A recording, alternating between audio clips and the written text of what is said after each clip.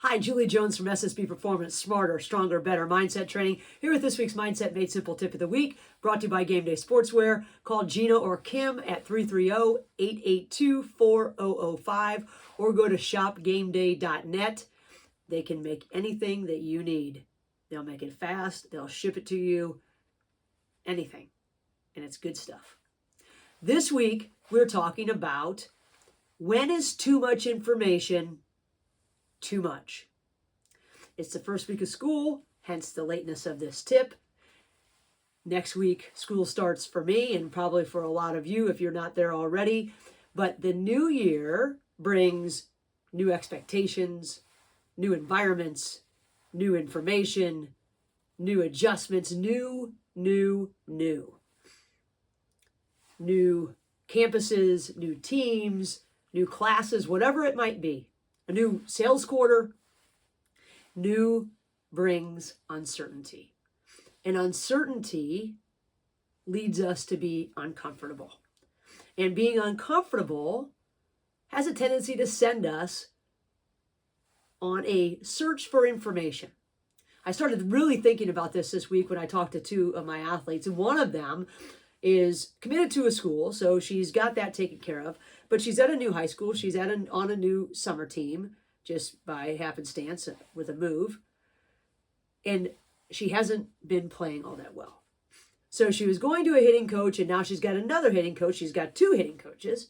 She's going to the gym more. She's doing all this stuff. She is in search of an answer to help fix her problems, including looking for answers, obviously, on the mental side of the game. Another student is at a new campus on a new team as a freshman, and instead of searching for information, she is pulling back. One athlete number one, is on overload, searching, digging, searching, listening, searching, and everyone is giving her information. The other athlete is getting tons of information from well-meaning people, new, and it's making her retreat and want to sleep or leave. Two athletes, different situations, but both are dealing with information overload. And information overload sends us into a panic in some ways. Whether it's getting too much information from people, or us being in an uncomfortable situation where we're seeking out information and trying to find more and more. I went through this when I was diagnosed with cancer, trying to get so much information that finally I remember sitting at my kitchen table and saying, I have to stop. I then bought myself a ticket to the NFCA Coaches Convention, which I was going to skip because of everything that was going on. And I left and went and learned about other stuff. And that was a good thing for me at the time. But these kids have so many people telling them what to do, just like we do in so many situations. And because they have so many people telling them what to do, they are overwhelmed. And their focus is all over the place. They don't even know what to focus on. So one is trying to focus on a million things at once, and the other one doesn't want to focus on anything. Depending on the situation, we go to either place. Yes, communication is vital. Leaders have to give instruction. We need to help people make adjustments. But when is too much too much? That's the question. And I know as we start new things and we get with a new group, we start to look at all the things that we could be improving and all the things that we can adjust. And then we just give all this information and people are like a deer in headlights. Whoa. We don't even know where to begin. James Clear, author of Atomic Habits, I'm sure all of you know and probably have read the book, he says that what we need to do in these situations is change our focus.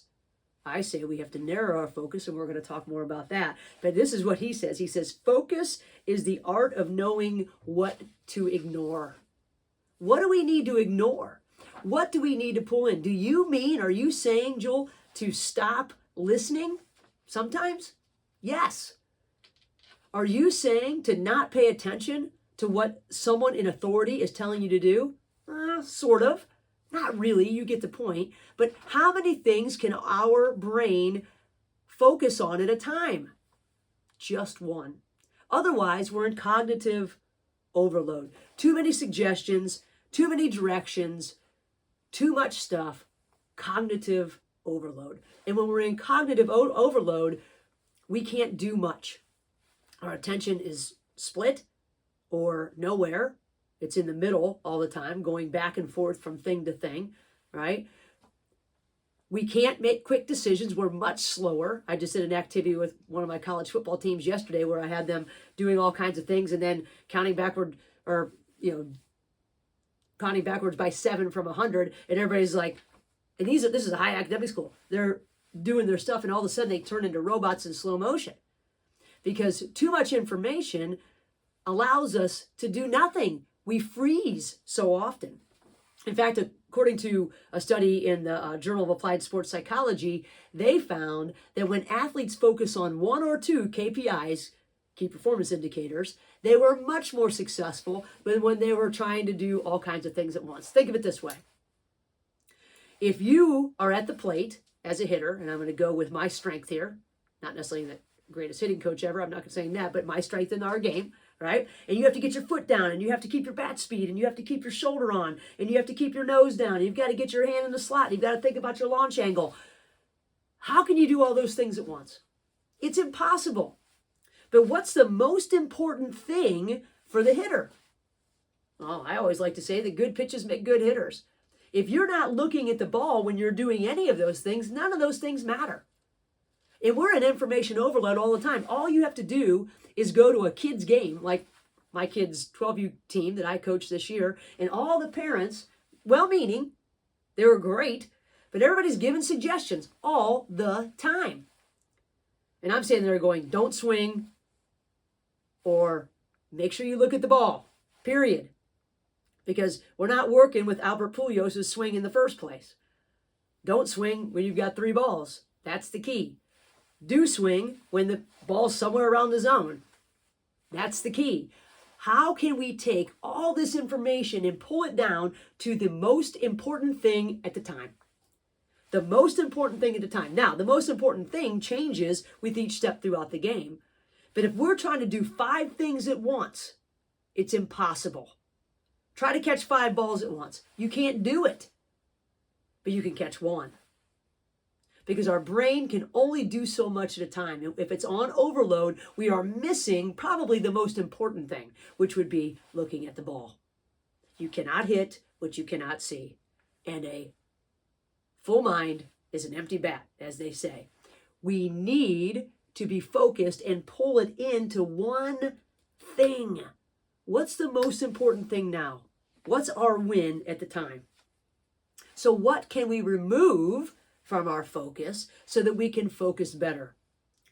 Artist Hans Hofmann says this: the ability to simplify means to eliminate the unnecessary so that the necessary may speak. Imagine if a painter just kept throwing stuff at his palette, kept throwing stuff at the canvas, kept throwing stuff at the canvas, kept throwing stuff at the canvas. And at some point, his canvas is so full that you can't see the art. A book that I read a long time ago when I was starting to build my business was Essentialism by Greg McKeown. And Essentialism, his contention is this, is that we have to strip away the things that aren't as important. That was easy for me to say. What is the most important thing? And then what's the most important thing? And yes, there are a lot of things that go into success. But if we're trying to focus on all of them at once, we can't focus on any of them. We're looking at a lot of things and we miss the one thing that is the critical success factor. As they say, it is impossible to be focused on the goal and the means at the same time. What is your win? What's important now?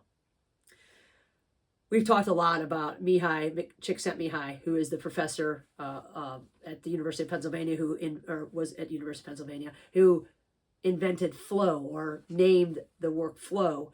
And he argues that achieving flow requires a set of goals and immediate feedback, not a barrage of conflicting instructions.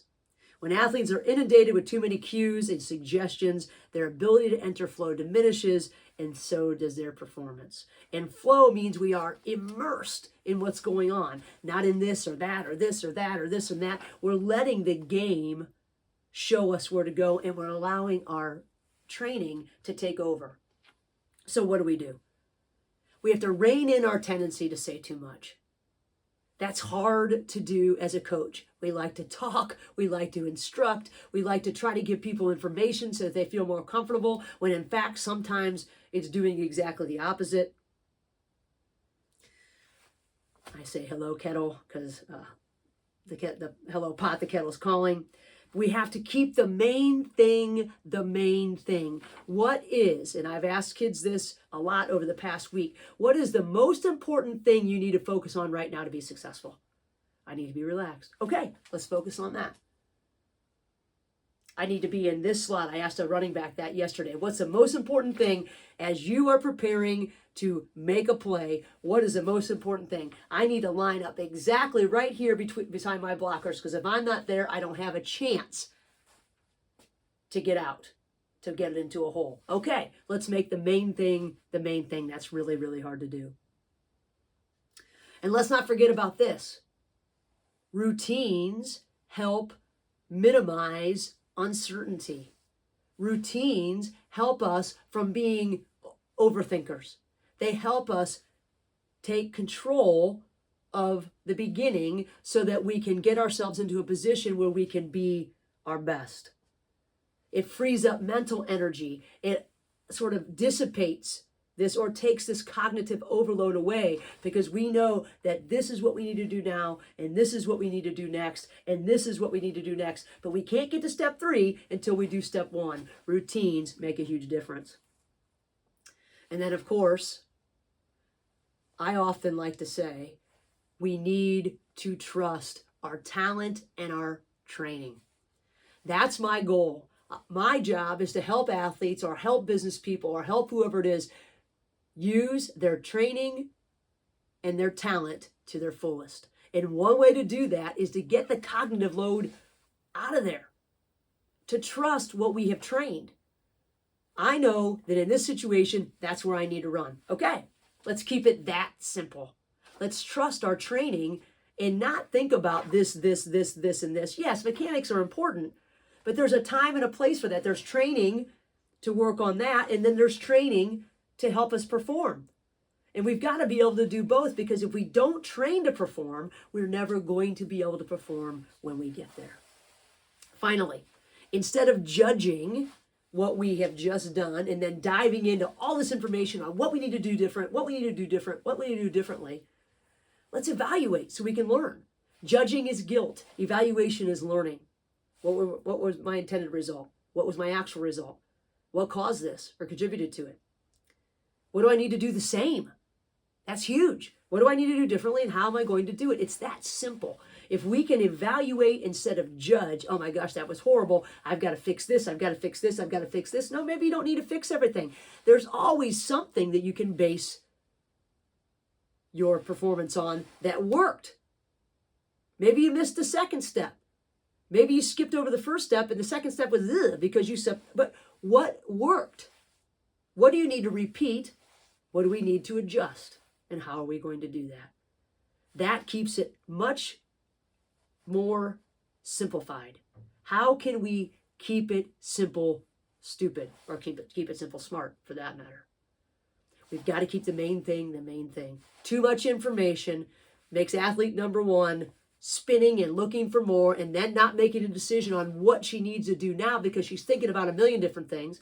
It makes athlete number 2 want to hibernate and possibly leave because she's so overwhelmed that she is looking all the way to the end and not realizing that all she needs to do is take one step and she'll feel more comfortable, or have that one conversation and she'll feel more comfortable. One thing. What's the one thing that you need to do now that is going to make the next thing better and easier? If we can keep things that simple, we are going to be more successful. If you're looking for a speaker to come in and talk to your team, about the mental side of the game, Julie J at ssbperformance.com. I would love to come and see you. I'm going to Portland in a couple weeks, going to Wisconsin a week after that. Was just in Pennsylvania last weekend, and I would love to come to you. So reach out. I'd love to connect. Let me know your ideas on this tip or any of the others. And until next week, have a great week.